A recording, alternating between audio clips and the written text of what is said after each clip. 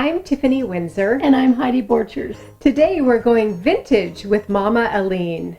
And we're using the Aleene's original tacky glue and a slice of bread to make look of porcelain roses. Let's craft.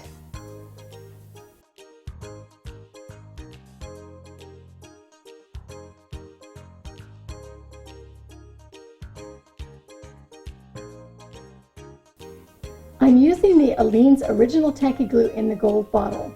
Mama Aleene found over 50 years ago by using this glue she could create flowers from bread that look like porcelain. Here's the recipe. In a plastic cup, take 1 slice of bread, tear off the crust,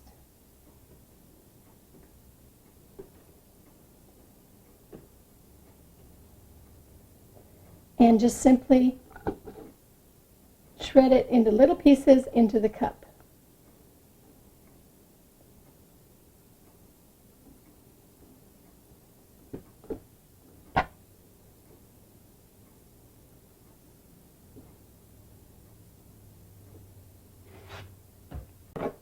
With a tablespoon measuring spoon, add 1 tablespoon of the Aleene's original tacky glue right into the bread, and use a craft stick to get off as much of the glue out of the spoon as you can. I also use just a dab of a cold cream.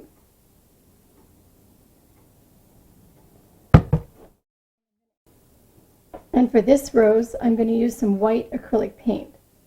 So maybe about 10, 20 drops depending on the color depth that you want. But for this, I think just probably about 10 drops would be good. You mix it around until it completely gets into a ball of dough.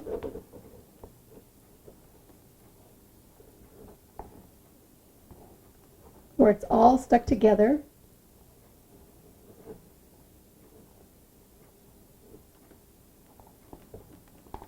And then from this point, you pull it out and put it in your hands, and you mix it completely until it's a dough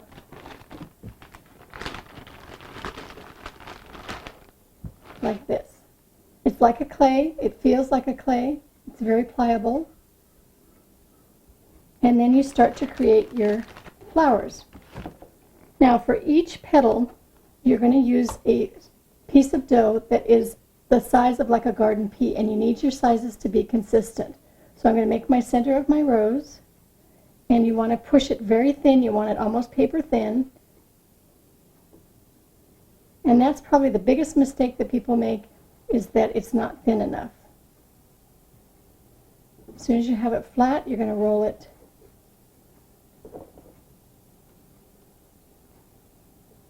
like so. And then just kind of bend down the top edge, and there's your bud. So if you just needed a bud, this is where you would stop. The next petal, again, you're going to squeeze between your fingers. And we're going to put it right up there. Wrap it around the bud. Push the petals down just slightly. And it also helps if you have a real rose in front of you.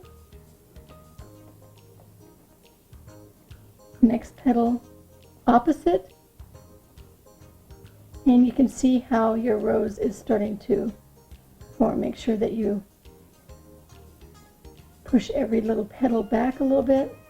And you want to make sure that you keep them even across the top. Don't keep your petals going down, or you'll end up having a pine cone. Next petal opposite. Again, roll your edges down. And your next petal